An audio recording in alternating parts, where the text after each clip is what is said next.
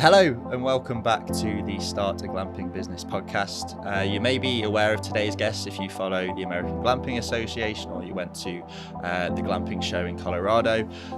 She's very active in the glamping community, and for good reason, because she's got an absolutely beautiful glamping site and she gives lots of great advice. So today's guest is Irene Wood from the fields of Michigan in South Haven, Michigan.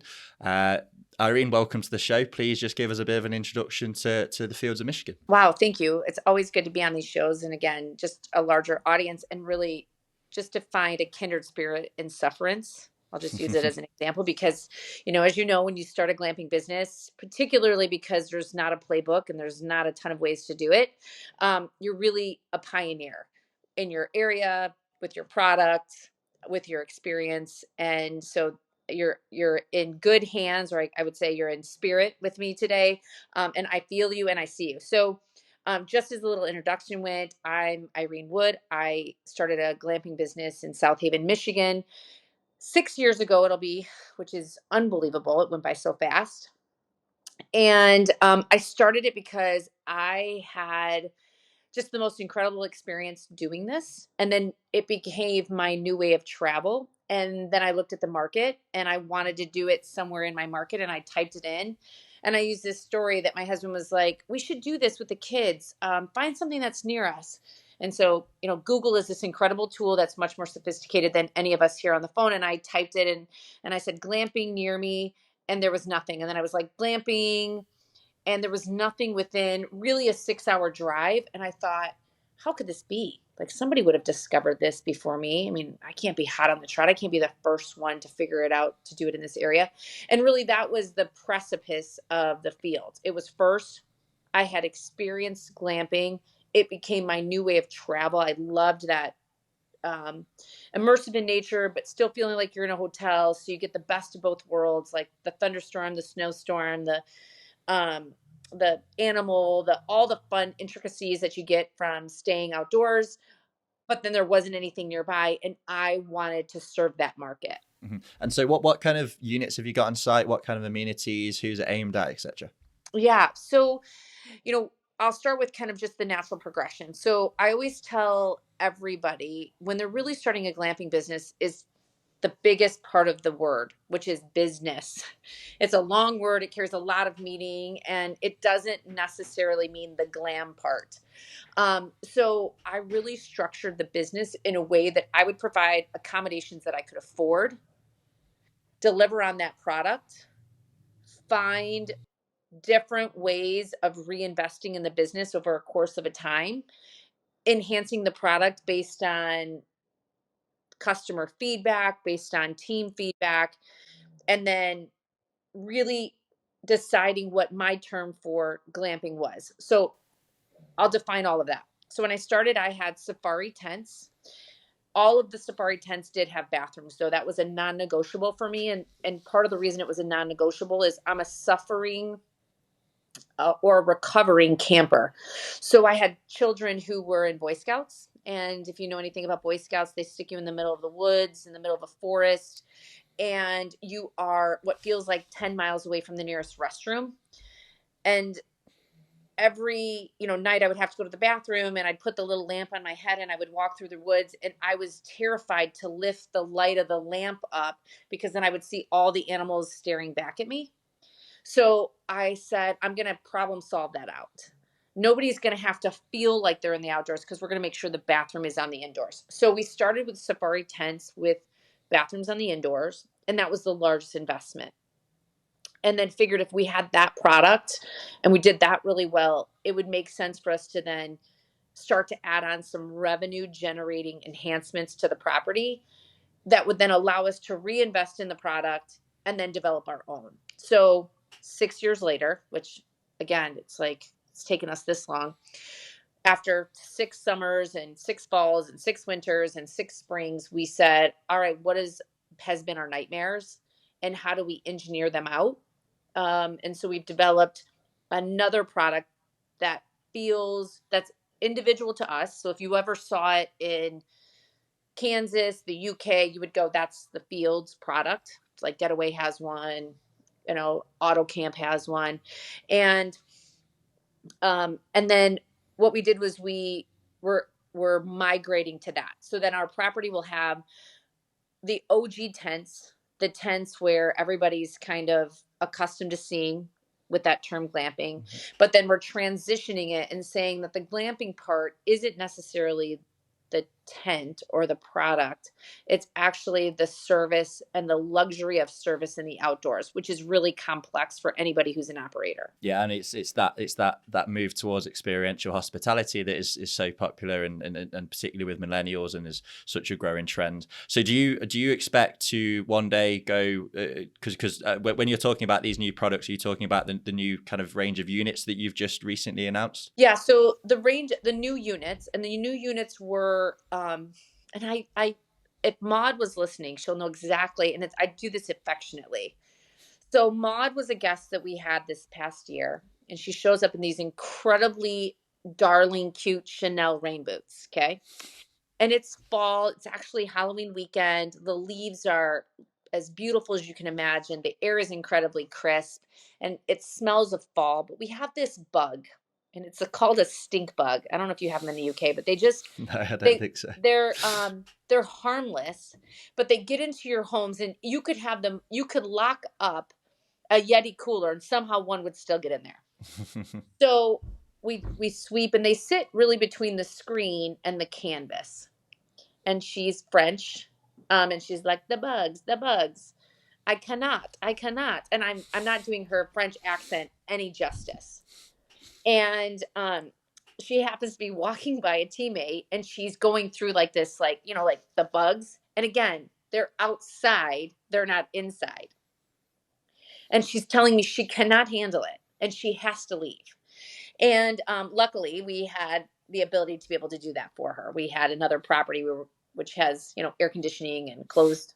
It's like a hotel that we could put her in. But I remember thinking that there is somebody who wants to see the outdoors, but doesn't want to be in the outdoors. And so with this product, what we've said is you're going to have all the luxuries of what a luxury resort would have, beautiful bathroom, designed by, the best interior designer, but you're going to have walls of windows. So you're just immersed, but you're conditioned, is kind of the way I would use it. And that's just naturally, as you develop your clientele, there's clientele who, when they hear the word glamping, it's something shifts in their mind that makes them think it's actually not outdoors, but it actually 100% is. That's the whole reason you're doing it. So it's trying Yeah. to meet that customer, because there's a lot of those customers out there. Yeah, and that model is kind of being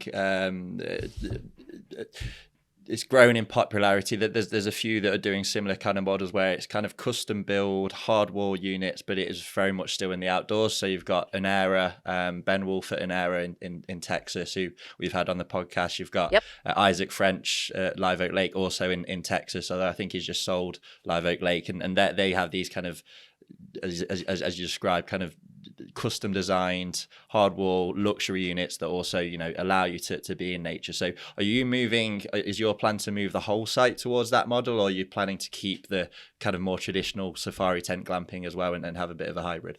I'm going to keep both. And the reason I am is, so as we look to the future, and I start to, I feel like I'm immersed in the industry in a way that it's like everybody's following this whole, like, Kate Middleton, is she alive? Is she not alive?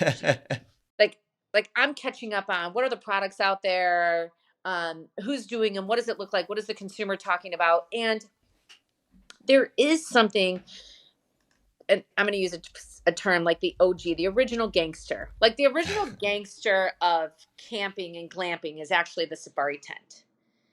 And there's something so amazing about it. And even when we did the design of these cottages, we said we don't want to lose that feel of canvas that somehow naturally people think make them feel like they're camping. And how are we going to incorporate it? So we'll maintain the accessibility of canvas, because there is a following, and even our own following is like, I don't want that cottage. I want to stay in, like, I've stayed in tent 10 for the last 5 years. I want 10 still. So we're going to maintain that product and then enhance so that camp will have a little bit of both, which also, in my mind, allows anybody who wants to be the Fields of UK, we'll use that as an example to say, okay, we can't afford the build out of a cottage, but we can start with the tents. And the Fields has a product of the tents. That can be our entry, and then we'll grow into cottages when we can start to afford them. Because again, that was some of the things, like, and I'm not knocking the prefabbed industry, but it's really capital expensive. It's really hard to break into it. And then if this becomes your business, which again, setting aside the glamping word ahead of it, a business, when you're starting to do your financial models, it's like, what can you really afford? So that's part of it. So, but we'll always keep both because we have guests that just won't stay. They won't stay in a cottage. Hi everyone, Nick from Glampitect North America here, and I've just got a very quick message to announce some extremely exciting news. Since launching in July 2022, Glampitect North America has made a name for itself in the North American glamping industry. We've consulted on over 40 glamping projects, accumulated over 47,000 podcast downloads and plays, and we're now ready to take the next step. And with that, we're absolutely delighted to announce that we're beginning the process of developing our own glamping projects. We want you to be involved. There are more details to come, but for now, we're taking expressions of interest from prospective investors. We're so excited to get this going. It's been a long time coming and we can't wait to get you involved. So all you have to do is fill out the form in the description of this episode and we'll be in touch with more information very soon.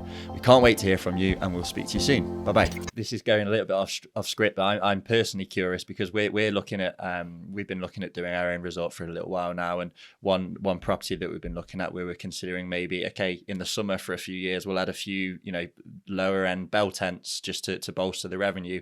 And one of the considerations there was, okay, how do you stay marketing to $400-$500 a night luxury year-round units that's your bread and butter, but also appeal to the $100-$150 a night crowd with the summer bell tent. So have you thought much about, and obviously the discrepancy between your units is a little bit less, that because you've still got the lower end is the safari tents, which are generally better than bell tents without bathrooms. But have you thought about how you're going to market those in the same kind of category at all? Yeah, so I think that the reason, so there's some identifiers, and I'll say, I'll use my husband and I an example. So when we went out west and we stayed in one of these, my husband left the tent every day to go to the resort and shower. And I kept thinking to myself, like, what's the big deal? Just go shower in the back. He's like, it snowed last night. It's cold. No, I'm going to go and spend 4 hours in a shower and lather up and sit in the sauna. And I thought, we're the same traveler. So we can both enjoy same products. I have advised people that say, I'm going to just do bell tents and that's going to be our entry to market.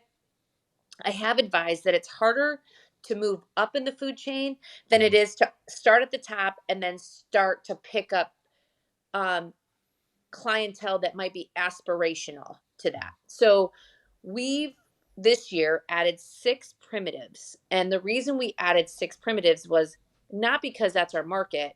We just have 25-year-olds who are aspirational, who want to stay on the property, who recognize what the what the curated clientele looks like, want to be them, want to be in the room with them, can't afford it, but they still want that experience.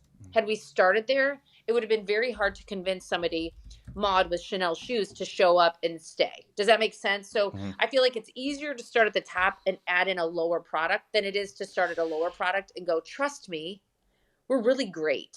You can trust us with a bell tent with a bathroom, and now with a, luxury cottage and a Michelin star chef. And you're like, it's like the KOA. That's why the KOA then created a whole new brand for their luxury line. Because it was going to be way too hard to convince people who were staying in tents to then move up and stay someplace else. Yeah, that's a great point, and I was particularly interested in when you said you offer maybe a more basic offering to 25-year-olds who maybe don't have as much disposable income as 35, 40-year-olds, and they can see the the upper end that you're also offering, and it's aspirational. It's quite similar to I read a book called Unreasonable Hospitality by a New York restaurateur, and he kind of did the same principle where I can't remember whether he was either offering cheaper lunches or something to tomorrow's CEOs, and it's kind of that where you bring these people into the business. Maybe they're not necessarily your 100% dream clientele today, but tomorrow they might be, and I think that's really smart. Yeah. And I think too, there is this part with, there is this part where, as everybody's business, and again, I feel like, well, like our Instagram makes it look like we're it's just a photography maven, really behind the behind the curtain, like literally like Wizard of Oz, there's, financial spreadsheets and data analytics and understanding the consumer and then figuring out how you're going to add. So the other thing I would say with starting a glamping business is, I was just having this conversation actually today, was when we started the glamping business, 90% of our revenue, 92% of our revenue in year one was rooms. Then as we started to navigate through year one through now we finished year five, we're going into year six. Rooms are 60%, everything else is now in the 40. My goal is to get it to a 50-50 split, where that's where you're continuing to grow revenue in your business area. And there's a lot of really smart people out there, and particularly Instagram has some of the best quips. And it's not necessarily in glamping businesses, it's about entrepreneurism and starting any business, whether it's a shirt business, that if you're investing in areas of revenue growth, and you're increasing in each one, you're elevating your product, you're doing what's best for your consumer. And so that's kind of the evolution of the business too. It's like, be okay to start here, recognizing, absolutely understanding where you want to be, and then just being laser focused on executing each year, and then reflecting, did we do what we said we were going to do? No differently than, you know, like it was like Kobe Bryant, when he was talking about the reason he's better than everybody is he gets up and he works 2 hours longer than everybody. It's the same thing. It's like, this just isn't going to fall in your lap because Peppa the Pig took pictures with it and went on a trip, and you happen to see, what's the Jennifer Gardner in that movie or show sit in a fun bell tent. This happens because somebody's actually behind, working, delivering. So, that's the other part too. Yeah, and to go back to the start, you've kind of, obviously everyone knows when you build a glamping business, you are getting into the construction business really, Yeah. and then as you've made clear, you're a businesswoman. You're building a business. This isn't just some fun hobby, even though some people it might start out as that. But if you want to get to the levels that you're at, then you have to really kind of treat it seriously as a business and work on it like any other business. When you decided to build this glamping business in Michigan, did you have any development background, and did you have any business background? If not, were you scared going into this? Kind of what was your situation going into this, and how have your skills developed as you've gone through the process? Yeah. So I would say yes, yes, and yes. I absolutely had no business experience. Zero, me, myself. Um, I have I have been groomed, probably like every woman who wants to start a business in hospitality. I have been groomed from a child, from since I was an infant, into being a host, with my little tea parties, with my princess dress, and then having girlfriends over for your, popcorn party, whatever it is. I think girls just naturally, just based on moms and lifestyle and media, we're just groomed to be warm and kind and let me take care of you and let me host you. So in that sense, I've been groomed to be in hospitality. From a business sense, I absolutely had zero. I didn't know words like P&L, balance sheet, performas, none of those things. And if you don't know, and I just said 3 words you don't know, probably don't start the business yet. Those are things that you have to, read about it, learn about it, talk to people, ask questions. So I didn't know about payroll taxes. I didn't know about, I mean, I knew payroll, but then I was like, I've just been receiving a check for the last 20 years. How did that all work? Like, what's that system look like?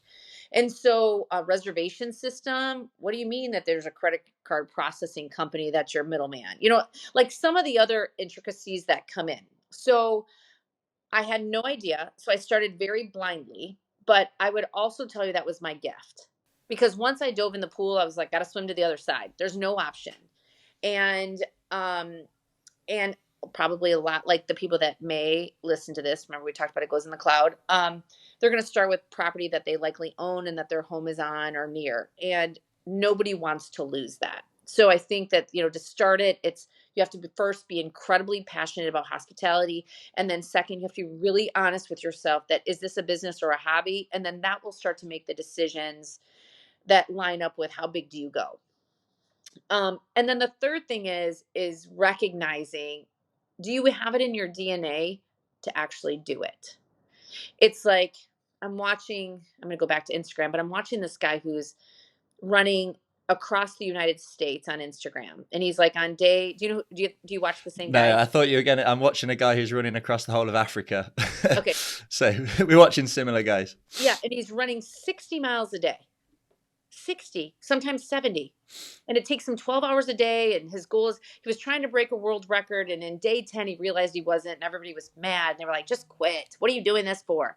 And I thought, how many people could actually get up and even walk 60 miles a day, let alone run it, and then do it day after day after day? And so this is what I say to anybody who wants to start a business.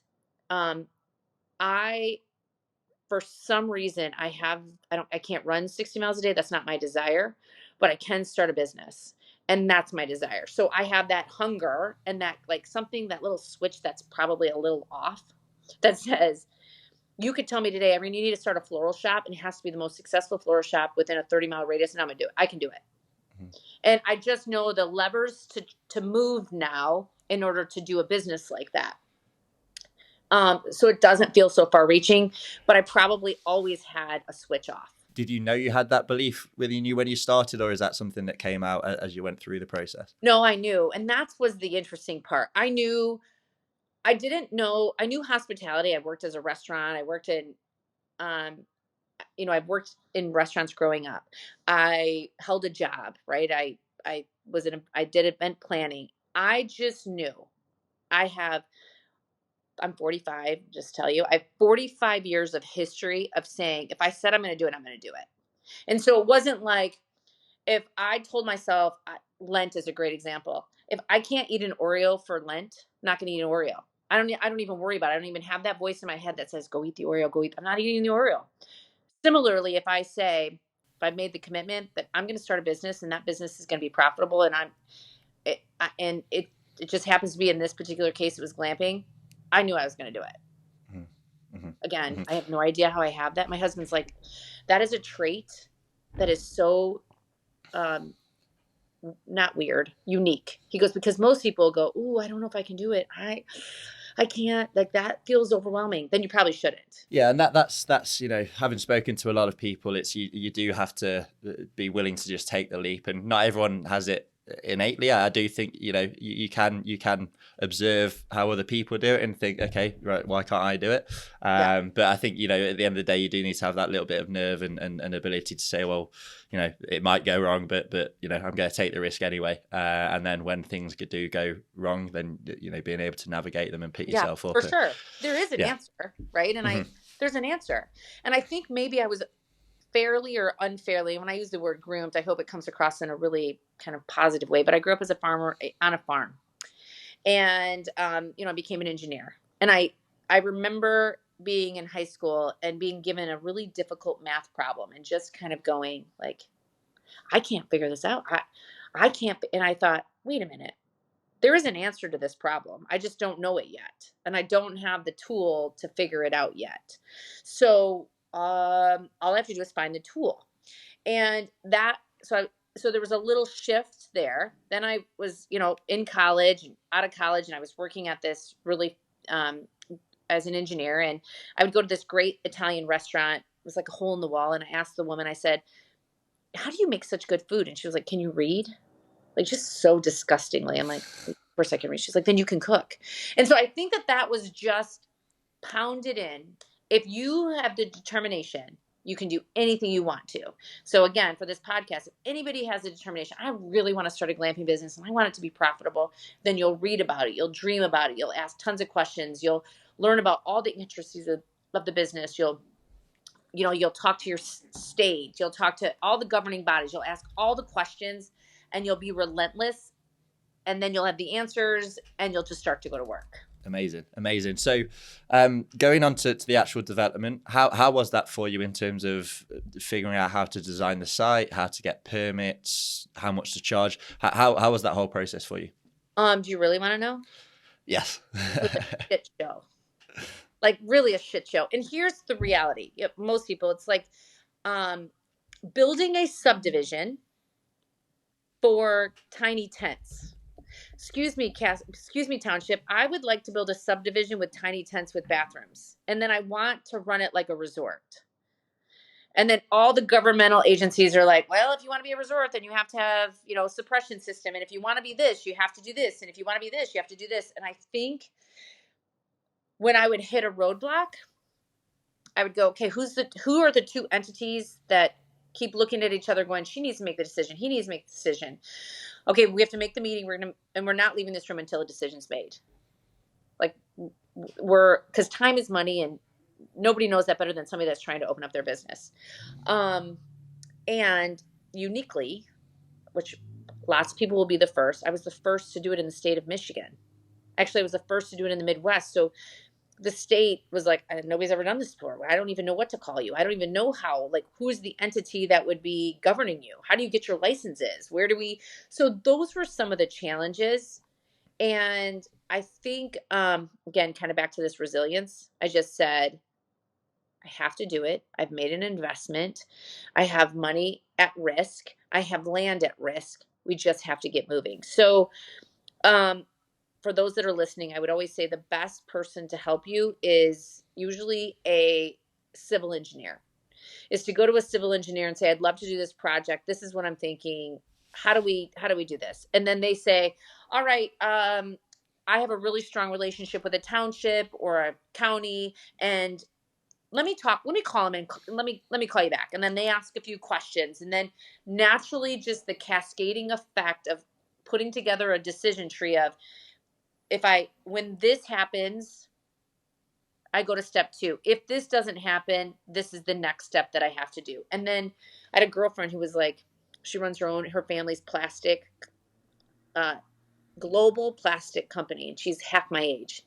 And I just remember being in awe. She's like, I wake up every morning, all I'm doing is laser focus. I'm just laser focused, Irene. And I kept thinking, instead of me dilly-dallying on Instagram and, walking around and eating a payday, I've got to get laser focused. Today, a decision needs to be made. And if that decision is a no, then what's the next 2 decisions that are options? And I think, so construction was full sewer, full water, full electricity for a vacant piece of land that didn't even have power brought to it. So it was incredibly cumbersome. And then I'll look at even now, we're adding a swimming pool. We have 9 cottages. Those cottages are like 9 tiny homes. That's another thing that's cumbersome. But I just show up and go, I can make it a burden, or I can also look at it as an opportunity. And I think we talk about business and people that are successful and not, it's oftentimes a mental shift as well. Yeah. And it sounded like they tried to require that you have pretty extreme safety precautions with, when you're trying to subdivide. Did you manage to tone them down a little bit, and or did you have to go the whole hog and have everything in place? This is the thing too. I mean, are you fighting them for the sake of fighting them? Are you fighting them for the sake of winning? Are you fighting them because you actually think it's silly, or are you fighting them because you can't afford it? So those are the things that I think about when I'm passionate about something. And I think to myself, the easiest place to be is to be compliant. It's like when you speed and you're speeding down a highway and you go too fast and somebody pulls you over, but everybody else was going just as fast. Does that mean you don't deserve the ticket? No, you weren't compliant. Everybody was going fast, but that doesn't mean that you should have been going fast. So in every area where I felt like I was getting a little pushback, and I'm not going to say fire safety, but fire safety is kind of one of them. Sewage, water, that's another one. And the reality is that there are governing bodies that are there to protect not necessarily me, it's the consumer or a neighbor or a natural resource. And so I may be frustrated that we had to put in a sewer, 500 yards from where I wanted to. But the reality was, when the guy said, Irene, we have to protect the riverbed that flows into Lake Michigan because of fish, I'm like, I don't like it, but I understand it. And if he didn't tell me that, what would my gut check have been? Would I have cheated and cut a corner and, run sewer into a river? No, I hope not. But those entities are in place to protect somebody from not doing the right thing. and there being consequences a different day. Absolutely, absolutely. Yeah. And moving on to the site itself, I think your tagline is Midwest hospitality perfected. So what does Midwest hospitality mean to you, and how is that encompassed at the Fields? Yeah. Kindness, warmth. I just sent this over to a friend today. Top Chef. Are you familiar with that show? Do you guys have that? No, I'm not. Okay. So Top Chef, they take all these chefs and it's a competition. Well, they happen to be in the Midwest. And they were asking the chefs, normally they film in New York, Chicago, not New York, but the coast, New York, California. And they said, what did you love about the Midwest? And she said, I loved the road trips and I loved the honor system. And I don't know if there's many places in the world that function on the honor system. And the honor system means so much, right? It means in expecting that, well, not expecting, it just means that I'm going to give you, I assume you're a great person and you assume I'm a great person. It means I treat you like you're my best friend and you treat me like you're my best friend. And it just has this level of warmth and depth that comes across in its service. And if you ask me for directions, instead of me kind of, instead of me just kind of looking up and like, you can Google it. Like I can name some cities where people would say that. New York. I think that we could, we'd be like, oh my gosh, hop in the car. Let me show you where it's at. It's just that we just assume everybody's our best friend in our family. And we always say when we're going through the interview, it's like, well, do they have the skills? It's like, well, what's the number one skill to have for our team? Warmth. And how do you define warmth? I don't know. I think people just exude it. And so that is such a hard quality to quantify and measure, but you just know when it's not there. So you know when it's there and you know when it's not there. And in a room of 100 people, everybody would pick warmth and everybody would say that's not warm. And so we look for warmth. I assume it's very rewarding to deliver that level of service as well. That's why we do it every day, right? Yeah. Like, again, innate. That's the only reason we do it. It's because it's somehow in the DNA. I can't imagine doing it any other way. And back to that chef you were referring to, I'm sure you listened to when he talks about the hot dog experience. Somebody was like, you know what? Mm-hmm. I really feel like I want a hot dog. And they run down the street and they go to the best hot dog stand and they bring the hot dog back and they put it on the plate and they style it with their fancy ketchup and mustard. And they didn't have to do that. They could have said, no, we don't have hot dogs. But it's innate in their DNA to meet the need of the customer and the need of the guest. And that's actually the best part of the job. Yeah, it's my I've got a little bit of a dream to do unreasonable hospitality in glamping and intuitive stuff like that. But I think we've got to build our way up there first. Are you staff heavy? Do you have lots of staff running about the site, or is it labor light? Like, what's the situation there? I would say staff perfect.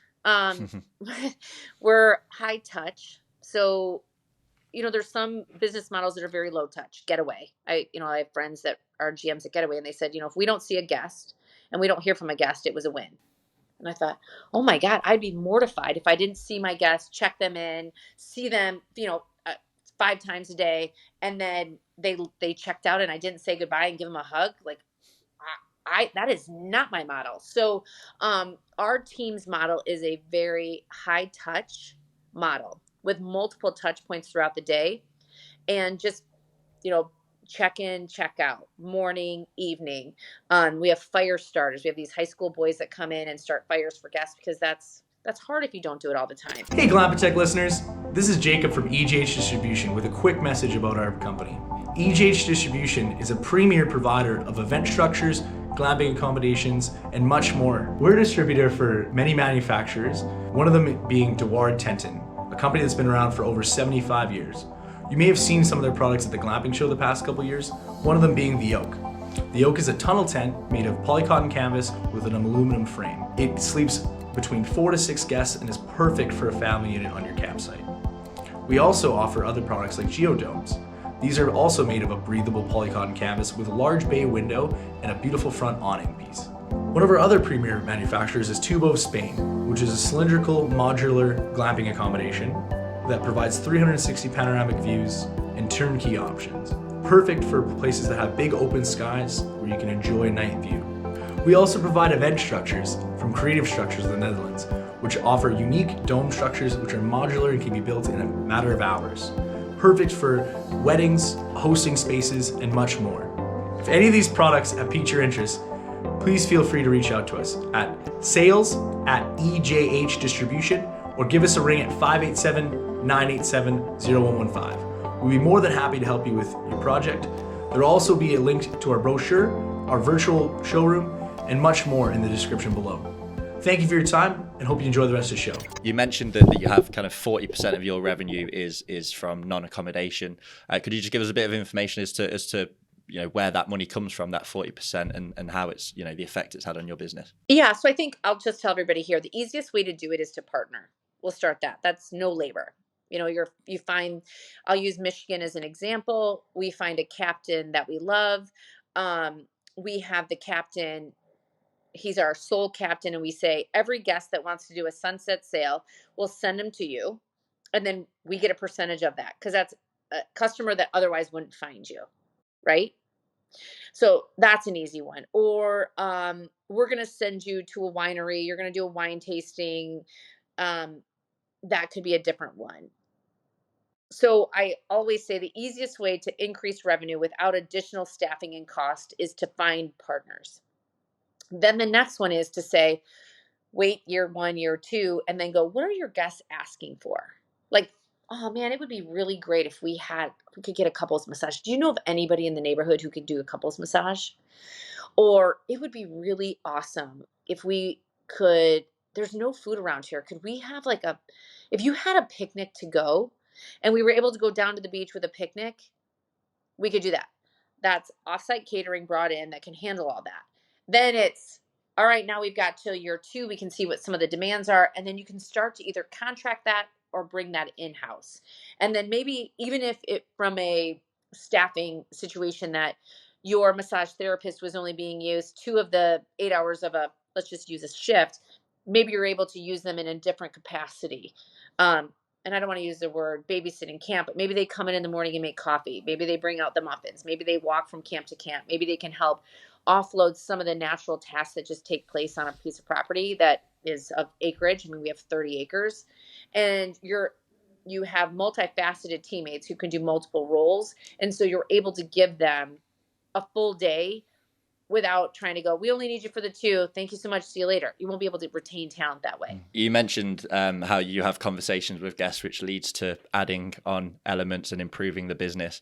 I think it's pretty obvious that when you're opening a site on day 1, it should be a lot better on day 365 than it was on day 1. You've got to improve it and observe. Where did most of those conversations come with the guests? Was it after the stay? Was it when you were, on one of those touch points during the stay that you were talking about, and how did you kind of tease that kind of feedback out? It's I would say during the stay. And so during the stay you can get not the most honest feedback. I think you'll get a lot of people will provide feedback during the stay if you're asking questions. Like, I was so glad that you guys came this weekend. It looked like you had a lot of fun.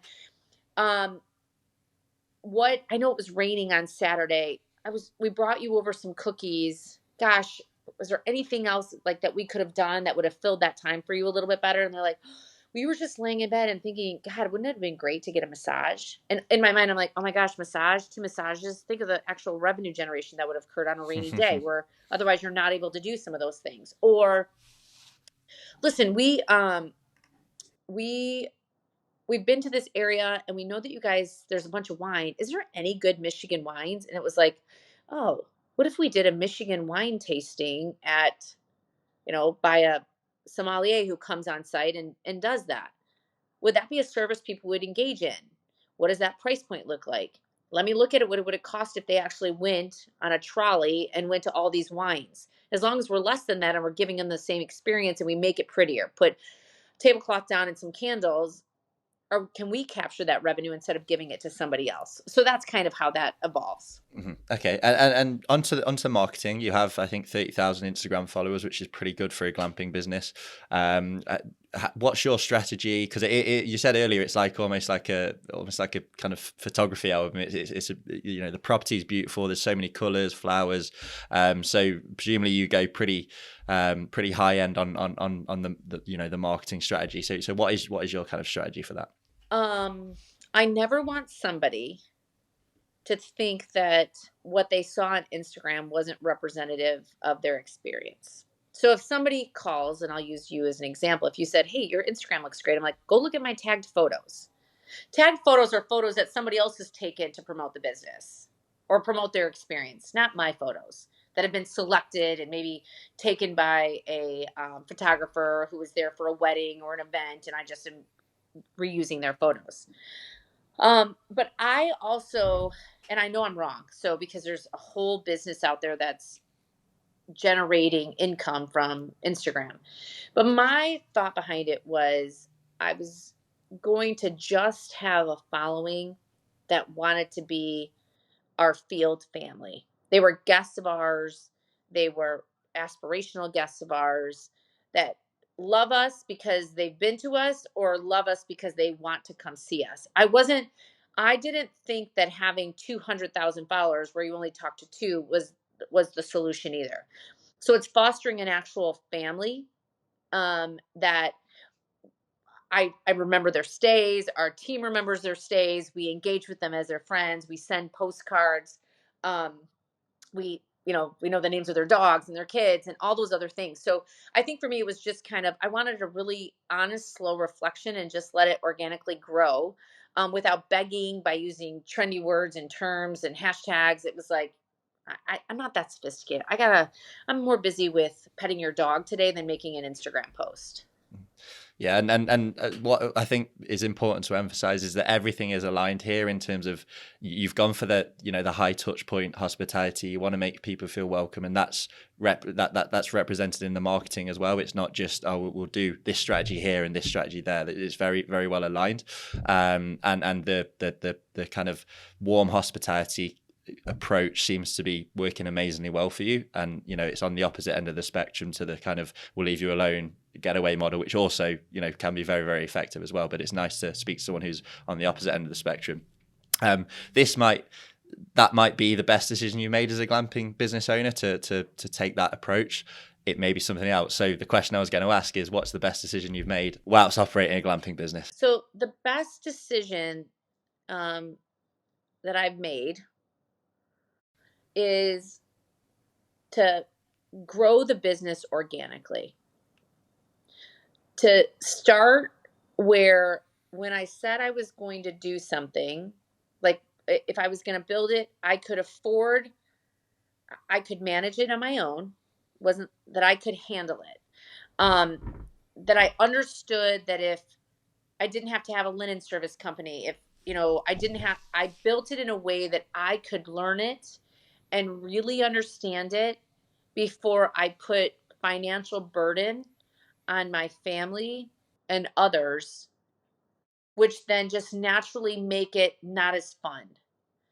If you're constantly worrying about, I can't get this room flipped in time. I have no understanding of the area. I don't know if a client's going to show up, a customer today who is in a Ferrari or in a Yugo. Those are old cars, but if I didn't really say to myself, I'm going to do this slow and methodically, I'm going to really make it clear who the client is. I'm going to really make it clear what the service is. And I'm going to really make sure that I build it in a way that I'm not so leveraged financially that I can't make the best decision for the business because I have to make the best decision for a bank, which those two sometimes do not align. I don't think I would have been as successful. And then when I was in a position of power, meaning I could make this decision because I could afford to make this decision. And I'll give an example. If anybody's wondering, what does she even mean? So we open up the first season. It is like hottest summer on record.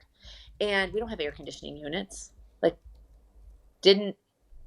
Of course we were over budget on everything, but didn't have air conditioning units. But I did go, okay, well, listen, I have a reservation that's paid. I can go buy one air conditioning unit at a time.